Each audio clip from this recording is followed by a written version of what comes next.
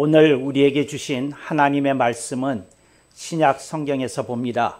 신약 성경 319쪽 빌립보서 2장 15절 말씀을 장성 목사가 풀어서 번역한 연이어권으로 봉독합니다. 이는 너희가 흠이 없고 순전하여 어그러지고 거스리는 세대 가운데서 하나님의 흠없는 자녀로 세상에서 그들 가운데 빛들로 나타내며 아멘. 오늘 우리는 성령님 아래 성경 위에 하나님의 말씀을 듣기를 원합니다. 오늘 여러분들이 주목하실 설교 제목은 2024 갑진년의 평자 거스르다 역이 되겠습니다. 2024 송년사 설교로서 그 시리즈의 12번째 시간이 되겠습니다. 평자라고 하는 말은 평하는 글자라는 뜻입니다. 그래서 한 해를 한자 하나에다가 담아서 이렇게 평가한다면 어떤 의미를 담을 수 있을까 하고 고찰하고 선정해서 글자 한 자를 선정하고 그걸 평자라 이름하고 설교하는 것입니다. 2024년에 제가 이렇게 선택한 그 한자는 거스르다 역입니다. 그래서 여러분들이 역에 대해서 생각하게 되는데 제가 그 매년 10월이 되면 우리 교회의 창립 기념절을 우리들이 소중하게 지키면서 제가 한 해를 되돌아보는 시간을 갖습니다. 그러면서 이제 금년을 갈무리하는 평자로 무엇이 좋을까 하면서 10월 달서부터 설교를 이렇게 본격적으로 챙기게 됩니다. 그러면 한 해를 보면서 제게 의미 있게 다가왔던 여러 가지 일들이 떠올라지고 그것을 종합해서 후보가 되는 평자를 여러 개를 선정해 놓고 기도하기 시작합니다. 그랬는데 여러분이 잘 아시는 대로 놀라운 사건이 터졌습니다. 윤석열 대통령의 비상계엄령 사태가 터졌던 것이지요. 그 순간 제가 지난 몇 달 동안 준비해왔던 이제 설교는 그리고 그 평자 후보들은 다 탈락이 되고 그 계엄령이 선포되는 그 순간에 떠올랐던 글자가 거스르다 역이었다 하는 것을 여러분들에게 말씀을 드리고 그러면서 이것을 중심으로 제가 묵상을 하였더니 하나님께서 저에게 여러 가지로 말씀해 주는 바가 있어서 이것을 여러분들과 함께 나누기 위해서 오늘 제가 강단에 섰다 하는 것을 말씀드리고 싶습니다. 여러분들이 한 해를 삽니다. 그러면 여러 가지 일들이 있었습니다. 여러분들이 한 나라의 국민으로 삽니다. 또 나라의 여러 가지 일들이 정치적으로, 경제적으로 또 문화적으로 있어 왔습니다. 그래서 여러분들이 여러 가지 것들을 다 이렇게 겪으면서 사는데 우리가 한반도라고 하는 대한민국이라는 곳에 사는 한국인으로서의 정체성이 우리들에게는 있습니다. 그 정체성은 우리들에게 우리가 싫던 좋던 대한국민이라는 운명 공동체라는 것을 상기시켜주고 있다 하는 엄연한 사실을 여러분들이 잊지 말아야 할 것입니다. 그러면서 저는 그리스도인으로서 하나님의 말씀을 붙들고 이것을 해석해내고 또 여러분에게 가르쳐야 될 책무가 저에게 주어져 있는 것입니다. 그래서 한 해 수많은 일이 있지만 그 속에서 큰 가닥을 잡고 여러분에게 설명하고 해설해야 되는 일이 제가 말씀 사역을 하는 이유 가운데 하나이다. 그래서 한 해를 되돌아보는 겁니다. 점검해 보는 겁니다. 그런데 이제 여러분들이 아시는 그 엄중한 사태가 전개되었던 것이지요. 그래서 이미지를 얻었습니다. 무슨 이미지를 얻었느냐? 거스르다 하는 이미지를 얻었습니다. 윤석열 대통령의 비상계엄령 선포는 거스름이었습니다. 그러니까 무슨 말인고 하니 정상적으로 국가를 통치하기가 어렵다. 이제는 비상 대권을 사용해서라도 나라를 바로잡아야 되겠다 하고 이제 선포한 것입니다. 그렇지만 이제 이것이 순리적으로 통치하는 길이었느냐, 그러지 않으면 조금 거스르는 행동이었느냐 하고 살펴보면 이거는 거의 혁명적 발상에 의해서 나온 것으로 거스리다가 맞고, 그렇다면 한자어로 여기라 이름하게 된다는 거 여러분들이 기억하시기 바랍니다. 동양에서 가장 신성시하는 동물이 있습니다. 그게 뭔고 하니 용입니다. 근데 이 용이 굉장히 특이해요. 왜 특이하느냐면 용이 사는 데가 두 군데입니다. 하나는 바다에서 삽니다. 그래서 여러분들이 바다에서 그 용이 살기 때문에 여러분이 잘 아십니다. 바닷속에는 용궁이 있고 그 용궁의 그 제왕으로서 용왕님이 계시다. 뭐 이제 이런 신화적인 얘기를 여러분들이 아실 것입니다.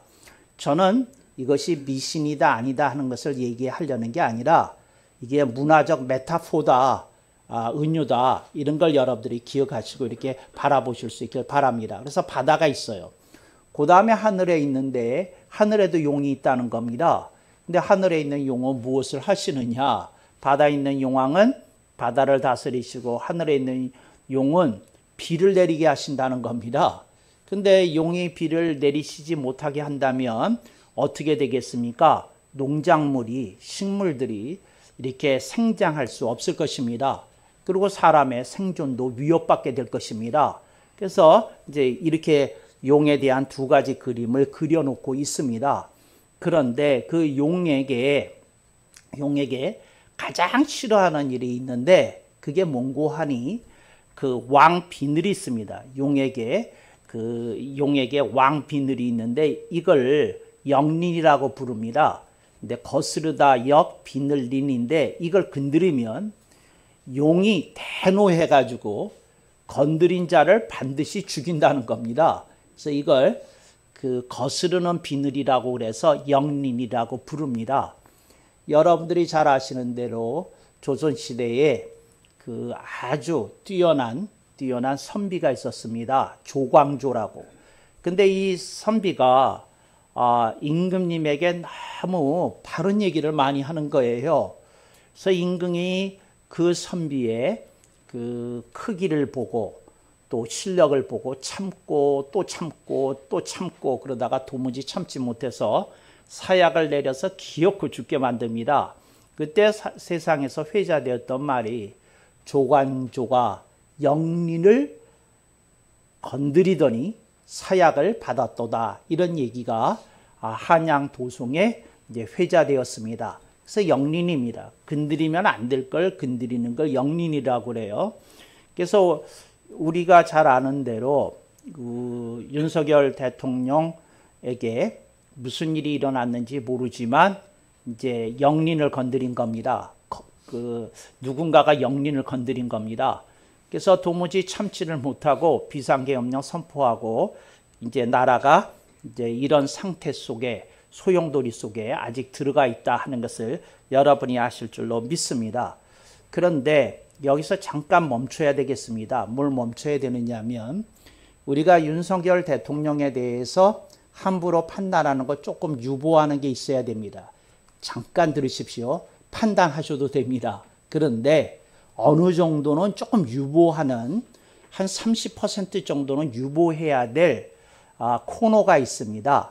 목사님, 왜 우리들이 그냥 보이는 사태를 가지고 판단하지 유보해야 됩니까? 그 이유는 윤석열 대통령이 역린이라고 생각했던 일이 뭔지 우리 잘 모른다는 거예요. 여러분 대통령에게는 온갖 국가의 기밀사항이 매일같이 또 어느 때는 그 하루에도 여러 차례 긴급하게 최고의 고급 정보가 전달됩니다. 그러니까 대통령이 갖고 있는 그 정보의 양이라는 건 어마어마합니다. 그러니까 그 정보의 그 섬세하고 미묘하고 복잡하고 한 거는 이루 다 말할 수 없는 여러 가지 보고들이 다 올라갑니다. 근데 그 정보를 계속 들여다보고 있던 윤석열 대통령이 어떤 정보를 접했길래 저런 일을 했느냐, 우리 모르잖아요. 그분이 바보도 아니잖아요. 검찰총장까지 지낸 분인데, 근데 뭔가 있다. 이 정도 이렇게 여러분들이 생각해 두시고, 바보가 아닌 다음에야 이게 어떻게 연결될 거라는 걸 알았을 텐데 왜 저렇게 했을까? 근데 그게 뭔지를 모르는 거예요. 영린이 뭔지를. 그러니까 여러분들이 이제 모르니까 조금 한 그 4, 5년 지나면 회고록 나올 겁니다. 그럼 그때 여러분들이 이랬단 말씀이시지 이제 이러고 여러분들이 무릎을 칠 날이 올지도 모르니까 조금 유보해 두시는 게 좋겠다. 그분이 바보가 아니다. 이 얘기입니다. 그러나 잘했다 잘못됐다 하는 건 여러분들이 판단하셔도 됩니다. 지금 판단하셔도 됩니다. 그렇지만 이제 그 과정을 좀 들여다볼 때는 그래야 된다 하는 이야기입니다. 오늘 본문은 이렇게 얘기합니다. 예수 믿는 사람들은 반듯하게 사는 그림을 하나님으로부터 받습니다. 그게 뭐냐면 남한테 피해 주지 마라. 덕 있게 살라. 그리고 무엇보다도 이 세상에 있는 모든 사람들에게 그리스도의 빛, 그 복음을 전파하고 이 세상에서 그 말씀대로 사는 사람들을 통해서 하나님 나라가 이 지구상에 글로벌하게 형성되도록 너희들이 하거라. 이제 이런 말씀을 붙들고 살아가는 것이 그리스도인이고 그것이 교회의 책무입니다. 그런데 세상에는 예수님을 믿는 사람보다 안 믿는 사람이 언제나 더 많다는 겁니다. 다수라는 겁니다. 그리고 세상은 언제든지 기독교의 가르침과는 반대되게 살아가는 풍조가 다수를 형성할 우려도 있다는 겁니다. 그래서 여기 보면 그 얘기를 하는 거예요. 너희들은 한마디로 말하면 반듯하게 살아야 되는데 세상은 그렇지 않을 것이다. 그리고 세상에 대해서 두 가지를 얘기합니다. 어그러지고 하는 말은 뭐냐면 이게 이걸 그릇으로 말하자면 깨진 거예요. 이걸 알루미늄 그릇으로 말하자면 찌그러진 거예요. 이게 어그러진 겁니다. 깨지거나 찌그러진 것을 어그러지다고 얘기를 하는 겁니다. 그러니까 분명히 어그러졌는데 세상은 뭐가 어떻냐는 겁니다. 그러니까 예를 들자면 이런 겁니다. 우리가 술을 마셔도 남한테 민폐가 되지 않게 마셔야 됩니다. 그런데 고성방가를 부르면서 어떤 그 젊은이들이 혹은 어떤 아재들이 어깨동무하면서 그 동네방네의 그 소란스러움을 연출하고 있다면 우리는 그걸 뭐라고 부르느냐면 어그러지고라고 부릅니다. 근데 또 한편에 있는 사람들은 이렇게 얘기합니다. 한때의 객기 좀 이해해 주면 되지 뭘 그걸 가지고 그렇게 시위를 거시나 이런 쪽의 입장이 있습니다. 그래서 기독교는 언제든지 반듯한 그 하나님의 말씀대로 사는 것이 정상이라고 얘기합니다. 인간이 술을 마시다 보면 음담패설할 수도 있는 거지. 사람이 술을 마시다 보면 그냥 옆에 있는 여자 허벅지에 손이 올라갈 수도 있는 거지 뭘 그렇게 민감하게 받아들이시나 이제 이렇게 생각하는 쪽이 이쪽에 있는 거예요. 그런데 성경은 또렷하게 말씀합니다. 너희들이 인간적이라고 생각하고 그럴 수도 있다고 하는 그런 것들이 세상에서는 대세를 형성할 수도 있다. 근데 너희들은 그렇게 살면 안 된다 하는 겁니다. 그랬더니 그리스도인들이 이렇게 얘기하기 시작을 하니까 세상 사람들이 기독교를 싫어합니다. 그래서 세상 사람들이 기독교를 보고 뭐라 그러냐면 인간에게는 본능이 있고 인간에게는 욕구와 욕망이 있는 것인데 그걸 너무 억누르면서 사람의 자유를 억압하는 종교야말로 기독교다. 그러니까 세상에서 없어져야 될 종교가 있다면 기독교다. 이런 겁니다. 그래서 여러분, 시내에서 퀴어 축제가 열리면 그들이 모든 종교를 사랑한다고 그래요. 단 기독교만 빼고. 근데 왜 기독교만 빼고냐면 기독교는 이렇게 얘기하거든요. 뭐라고 얘기를 하느냐면 이게 시내 한복판에서 그렇게 노출이 심한 형태로 기괴한 화장을 하고 하는 것이 이게 타당하냐? 우리 그 얘기하는 겁니다. 그런데 인간의 욕구와 욕망에 의해서 이럴 수도 있는 거지 뭐. 그들은 그렇게 얘기하는 거예요. 이게 차이입니다. 근데 다른 종교에서는 이런 거에 대해서 눈 감고 안 봐요. 안 봐요. 근데 기독교에서는 그것에 대해서 저항하거든요. 그러니까 그 사람들이 제일 미워하는 종교가 기독교라는 거, 이게 기억하실 수 있기를 바랍니다. 그래서 그 TV에서 나와도 꼭 뭐가 해요. 그 어떤 그 드라마 속에 마약왕이 나오잖아요. 마약왕이. 그런데 그 마약왕을 그리기는 목사님으로 그렸잖아요. 근데 실제 주인공은 신부였답니다.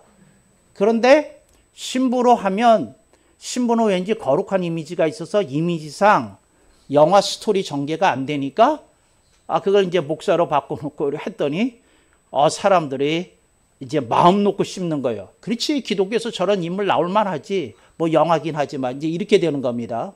그래서 여러분 보면 TV에서 그 교회 나오는 거 없습니다. 성당 나오죠. 또 그 성당도 똑같은 성당 나와서 똑같은 데서 드라마에서 그 주인공들이 만나서 사랑의 그 언약을 하는 장소는 똑같은 성당 구조인 거 아셨습니까? 근데 하여튼 그 기독교만 이렇게 싫어해요. 왜 그럴까요? 천주교는 입을 봉하고 얘기를 안 하거든요. 기독교만 얘기를 하거든요. 그래서 지금 기독교가 어떻게 됐느냐 하면 시대를 거스르는 종교가 됐어요. 시대를 거스르는 종교가 됐어요. 차별금지법이라는 게 무슨 얘기냐면 이런 얘기입니다. 남자끼리 사랑을 하든 말든 여자끼리 사랑을 하든 말든 기독교는 입 닥치라는 겁니다. 그들이 그렇게 얘기할 때 기독교는 이렇게 얘기하는 겁니다. 우리가 교육에서, 교육 시스템에서, 공교육에서 아이들한테 남자와 남자끼리, 여자와 여자끼리 사랑하는 것은 자연의 원리에도 맞지 않고 이거 비과학적인 것이고 이게 사회적으로 이것이 만연해 되면 인류의 생존이 위협이 될 수 있는 나쁜 풍조다. 이렇게 말하며 하는 걸 막기 위해서 차별금지법이 필요하다는 거예요. 세상에 종교가 많은데 각자 알아서 종교를 선택하게 하지 왜 전도하느냐는 거예요. 성가시게. 그래서 차별금지법이 선포되면 길거리에서 전도하면 벌금 물어야 되고 벌금이 3번 쌓이게 되면 감옥 가야 됩니다. 그래서 여러분 그거 아세요? 호주에 가서 우리 호주에 가서 여행을 하던 한국 사람이 그 전도지를 가지고 전도하다가 누가 신고를 해가지고 끌려갔어요. 호주 경찰서에. 그래서 호주 경찰서에서 그렇게 얘기하다라는 거죠. 호주에는 차별금지법이 있어서 상대방의 의사에 반해서 전도를 하시게 되면 벌금을 내야 되는 겁니다. 이제 이러더라는 거죠. 이게 말이 됩니까? 근데 말은 또 그렇듯 하잖아요. 차별금지법이라고. 아니에요. 앞에 단어 3글자가 빠졌어요. 기독교 차별법이에요. 기독교 차별법. 그러니까 차별금지하자고 그런 거거든요. 근데 기독교가 뭐가 됐어요? 시대를 거스르는 종교가 되었다. 이거예요. 그래서 여러분, 이 시대를 거스르는 종교가 기독교인데 그렇습니다. 그 다음에 이제 3번째, 거스름에 대해서 얘기를 하려고 그래요. 그러니까 첫 번째는 윤석열 대통령이 한 건 어찌됐든 거스름이었다. 2번째, 이 시대의 풍조가 이상하게 흘러가서 기독교는 시대를 거스르는, 사회를 거스르는 종교가 되었다. 이게 2번째예요. 3번째 얘기하겠어요. 새누리 교회가 거스르는 종교예요. 새누리교회는 뭐라고 얘기하냐면 하나님의 말씀이 선포되는 공간이 거룩해야지 그걸 무대로 만들고 그것을 거기서 공연을 하면 안 된다. 이게 새누리교회 입장이거든요. 근데 요즘 사람들이 뭐 젊은이들이 특히 그렇다고 핑계를 대는데 뭐라고 얘기하느냐면 이 성단을 없애버리고 거룩한 모든 것을 없애버리고 자유롭게 신발 신고 올라가는 공간을 만들고 모든 사람이 자유롭게 여기서 찬양을 하게 했더니 얼마나 찬양이 살아나느냐 그 얘기를 하는 거예요. 여러분 그거 공연입니다. 우리는 하나님께 예배드리라는 명을 받았지 공연하는 명을 받은 게 아니거든요. 목사님 그런 거 하면 안 됩니까? 예배에서만 안 됩니다. 찬양 음악회로 모이시면 됩니다. 찬양회로 모이시면 됩니다. 그렇지만 예배에서는 안 되는 거예요. 그렇게 해서는. 그런데 그게 정상으로 다 알고 있잖아요. 그러니까 우리 새누리교회가 어떤 교회냐면 거스르는 교회예요. 그러니까 교회 문화의 대세를 거스르는 교회가 됐다는 거죠. 이게 얼마나 처참한 일입니까? 얼마나 안타까운 일입니까? 그래요. 여러분들이 새누리교회가 일반 교회하고 문화가 달라요. 새누리교회는 뭐라고 가르치느냐면 술 먹으면 안 되고 담배 피우면 안 된다 이렇게 얘기합니다. 담배 피우는 거 왜 안 되느냐? 건강에 나쁘기 때문에 안 됩니다. 우선. 성경이 금하기 때문에 안 됩니다. 성경에서요 사탄을 묘사하는데 어떻게 묘사하느냐면 콧구멍에서 연기가 나는 존재라고 묘사해요. 이건 말이 안 되잖아요. 이제 거기에 대한 신학적인 함의가 있습니다만 여기 설명 안 하겠습니다. 그렇잖아요. 술에 대해서는 쳐다보지도 말라고 돼 있어요. 그러면 목사님 술 마시면 죄입니까? 죄는 아닙니다. 그럼 뭡니까? 허물입니다. 허물이라는 게 무슨 뜻입니까? 잘하는 짓은 아니다 그 말입니다. 죄라고까지 부르지는 않겠지만 허물이라는 겁니다. 목사님 술 마시는 게 왜 허물이 됩니까? 첫째로 술은 음란 문화와 연계되어 있습니다. 여러분 술을 파는 곳에 가면 음란한 일들이 일어나고 있어요. 술은 어둠과 연계되어 있습니다. 술 파는 데는 다 조명이 어두침침합니다. 그거가 영어예요. 또 하나 술 마시게 되면 알코올 중독자가 늘어나요. 폭력이 거기서부터 발생해요. 여러분들이 그냥 그 가정 상담소의 그 통계를 보십시오. 주폭으로 인해서 얼마나 많은 여성들이 매일같이 매를 맞는지 여러분들이 그거 알아보셔야 됩니다. 그 통계를. 근데 이런 것이 다 술과 연관되어 있거든요. 그래서 새누리교회는 안 된다는 거예요. 지금 어떤 교회는 호프집에서 재직회를 한다는 거예요. 편하게. 우리 한 잔만 하십시다. 더 시키면 안 되십니다. 재직회 끝난 다음에 알아서 하시고요. 그러고 쨍 하고 한다는 거예요. 그랬더니 재직회가 너무 은혜롭게 끝난대. 근데 우리는 그걸 아주 가소롭게 쳐다보거든요. 그런 풍조를. 그러니까 우리가 시대를 거스르고 살고 있어요.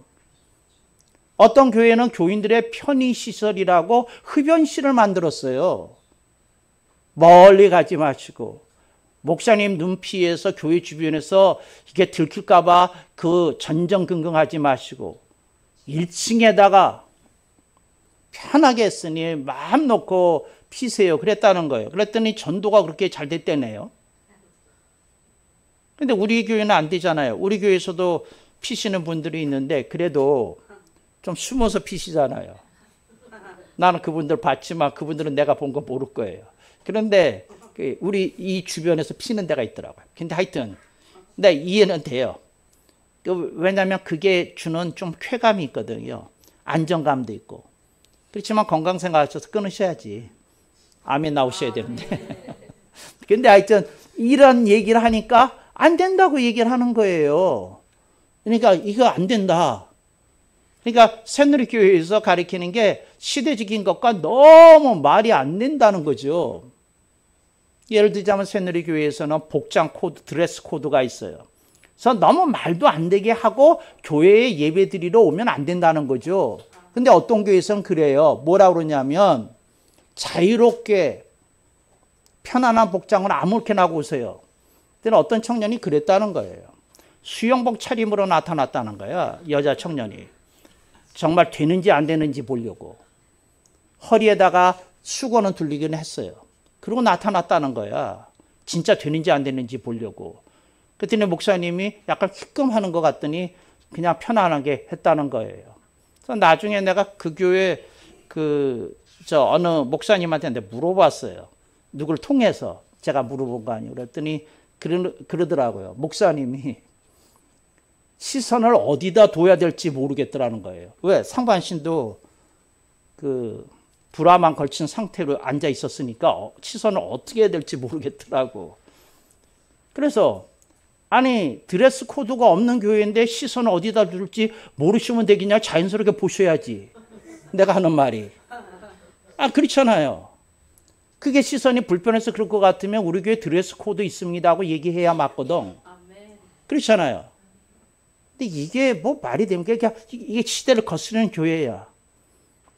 여러분, 거스르다 여기서 여기까지가 이제 세 번째 거스름이고 네 번째에 대해서 말씀드리겠어요. 뭐냐면 성경은 이렇게 얘기합니다.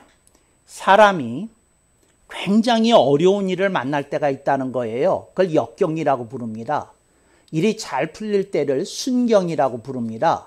근데 역경을 만날 때가 있다는 거죠. 그런데 그 역경에 맞서서 용기를 가지고 싸우는 사람이 진짜 참된 신앙인이라는 겁니다. 그래서 주님이 이렇게 말씀합니다. 얘야, 네가 지금 굉장히 어려운 상황이 있지 않느냐? 주님, 제가 그렇습니다. 그렇다면 네가 여기서 주저앉아야 되겠냐? 무너져야 되겠냐? 하고 물으십니다. 주님, 저 주저앉고 싶지 않아요. 무너지고 싶지 않아요. 그렇지? 그렇다면 역경에 거스르거라. 역경과 내가 너에게 주는 지혜와 능력으로 싸워 맞서서 이기도록 하여라. 이게 거스르다 여기에요. 이거 이겨내야 됩니다. 이겨내야 돼요. 이겨내야 돼. 제가요, 윤석열 대통령 비상계엄령 때서부터요, 이 심장이 오그라들었다고 그래야 되나, 뭐라고 해야 되나, 그냥 두근번석번 해가지고 그냥 뭐 견딜 수가 없어요. 견딜 수가. 그런데 왜? 나라 걱정이 돼가지고요. 그래서 막 나라를 위해서 정말 온 힘을 짜내서 밤에 기도를 하네요. 그런데 오늘 우리에게 주님이 하시는 말씀이 있어요. 이게 우리들에게 어떤 어려운 일이 생겼을 때에 우리들이 굉장히 힘들다잖아요. 어쩔 줄을 모르잖아요. 근데 주님이 하시는 말씀입니다. 얘야, 이게 너의 광야다. 내가 이스라엘 민족과 광야 생활 40년 동안 내내 동행했던 것처럼 네가 역경을 통과할 때에 너의 손을 꼭 붙잡고 내가 너의 후견이 되어서 너의 인생을 주관하고 지지하고 응원하고 꼭 승리하게끔 인도해 낼 것이다. 이런 주님의 음성을 들어야 되는 겁니다. 이런 음성을 들어야 돼요. 여러분, 무너지면 안 됩니다. 넘어져도 안 되고요.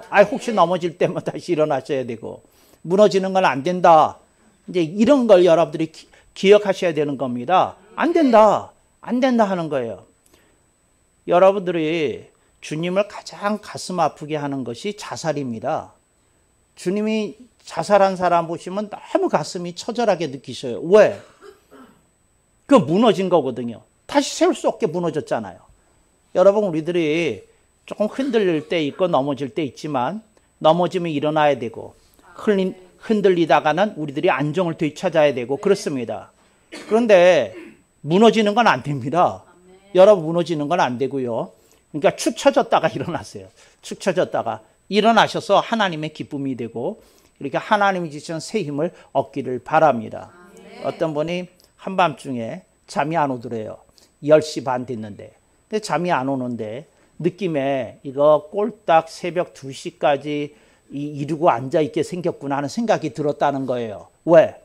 2시쯤에 평균적으로 보면 몸이 고단해서 저절로 이렇게 졸다가 소파에서도 자고 뭐 아무 데서나 자더라는 거죠. 그래서 이분이 이렇게 생겼다는 느낌이 오니까 가만히 앉아서 생각을 했대요. 소파에 앉아서 생각을 했는데 이런 생각이 들더라는 거죠. 이럴 때 목사님은 무너지면 안 됩니다. 이렇게 얘기를 했다는 설교가 생각해서 무너지면 안 됩니다. 라는 생각이 나더라는 거죠. 근데 무너질 수밖에 없는 사람은 어쩌라는 거예요 하는 말이 나오더래. 자기도 모르는 사이에. 무너질 수밖에 없는 사람이 있잖아요. 그게 본인의 그 힘으로는 지혜로는 감당이 안 돼서 무너질 수밖에 없는 사람이 있잖아요. 그 얘기를 하는 거죠. 여기서 제가 여러분에게 힌트를 하나 드리겠습니다. 기도하는 사람은 아무리 어려운 상황에 있어도 무너진 사람이라고 부르지는 않습니다. 그러니까 여러분들이 기도는 하실 수 있지 않을까 싶어요. 기도하면 무너지는 사람은 안 됩니다. 무너지려고 하는 사람일 수는 있어도. 그래서 여러분들이 무너지려고 하는 사람이라는 느낌이 오셨을 때 기도하셔야 됩니다. 주여 도우소서. 저로서는 이 상황을 감당하기 너무 어렵습니다. 저를 붙들어 주옵소서. 이렇게 기도해야 주님의 놀라우신 붙드심을 체험하게 되는 줄로 믿습니다. 이제 그런데 이분이 만만치 않은 분이에요. 또 앉아서 이런 생각을 한 거예요. 기도가 안 나오면 어쩌라고요? 이제 이랬다는 거예요. 이런 분들이 강적입니다. 이게 설교의 강적이에요. 그러니까 기도가 안 나올 때 있잖아요. 그랬을 때 이거라도 하시면 됩니다. 믿습니다라도 하셔야 돼요. 믿습니다. 뭔지는 모르지만 믿습니다.